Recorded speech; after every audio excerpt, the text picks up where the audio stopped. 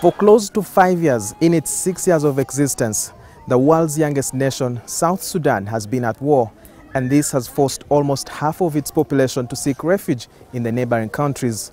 1.3 million of those are believed to be here in Uganda, and some of them that we spoke to told us that the insurgents is wearing down the nation by attrition. This is Omugo refugee settlement in Arua district, which was recently opened to accommodate refugees fleeing the war-riven South Sudan. It has helped ease congestion to the adjacent Rhino camp, which is closed to new arrivals. Omugo opened on the 1st of August this year as the 5th refugee settlement. It is now a host for new arrivals from Mvepi, the reception center for refugees. It's a hub of activity as development partners prepare to offer relief and other items. Those fleeing conflict are registered and given plots of land where they are expected to start a new life. Nelson Kwaje is one of the new arrivals. As others prepare to begin a new life away from home, he is in distress as he can't find any of his family members. We're supposed to be in 9 in the family. Yeah. Due minus of my father, we are an 8. And I was been in Juba when they come in when they. So I went to see, are they in one place or they are where?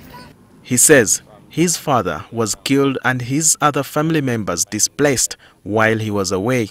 He then decided to join the rebels to seek revenge. I cannot be like somebody who used to die. I want to see my mother pass. If there's something, I will be able right to go back. To pay my father where he is. After 9 months, he was told to seek medical care as he could not be able to continue with the treacherous battlefield. Killing people is a trouble there. He continues to search for his family members. If I can see my parents like this, even my sisters, I just greet my mother, no problem. I have to stay. For this youngster, Moses Wila, emotions about the war run like a fickle stream. Some 3 soldiers, the government soldiers, they start to rape my mother and they shoot the hand of my mother.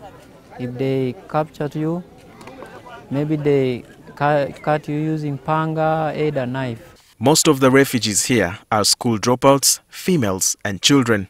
The deputy settlement commandant, Godfrey Mayengo, says Omugo currently has over 6,000 South Sudanese.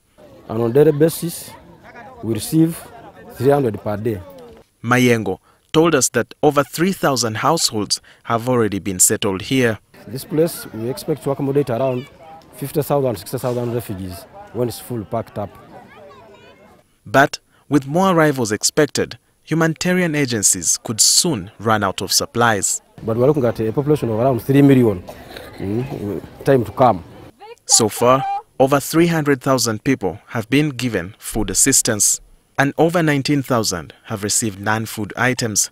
These include slashers, basins, soap, sanitary towels, asiko, among others. So it is these items that they have to start up a life, and then they get the monthly food rations that are able to help them live through the month. At the food collection centers, you will meet all kinds of people trying to collect their next meal.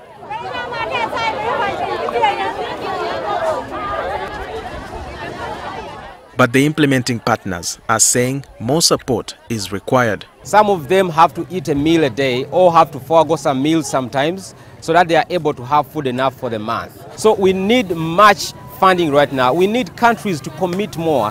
But even beyond committing, we need to see the funding coming in because Uganda's generosity needs to be matched up. As the humanitarian crisis grows, the international response remains meager. During the refugee solidarity meeting held in Uganda in June this year, 1.2 trillion shillings of the required 5 trillion shillings was collected. However, there is a glimmer of hope that more aid will be provided to cater for the plight of refugees. Walter Mwesije, NTV, Arua District.